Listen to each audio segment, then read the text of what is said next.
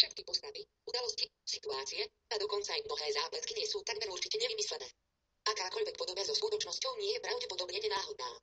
V tomto diele sa môže vyskytnúť dokonca aj mrzké slovo, takže tak.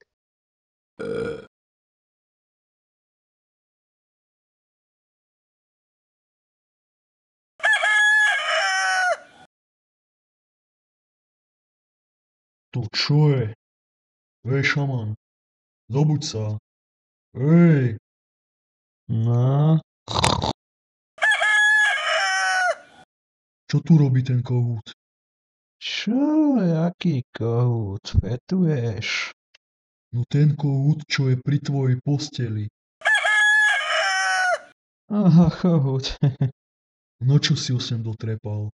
Ja som ho doniesol. No nie, asi Mikuláš. Počkaj, niečo sa mi marí. Pamätám si, že včera som chlastal. Ale no neverím. No a keď som sa vracal, tak som ho asi niekde našiel. Našiel? No dobre, tak som ho ukradol. Ale povedz mi, že som si ho iba požičal. Ale odkiaľ? A neviem. No to je jedno, hlavne ho odnes. A kde? To je tvoja vec. Okamžite ho odnes, kým sa tu neposerie. Pre mňa za mňa vyhoď ho z okna. Vedie to len jedno poschodie. Čo to trepeš, veď sme na 5.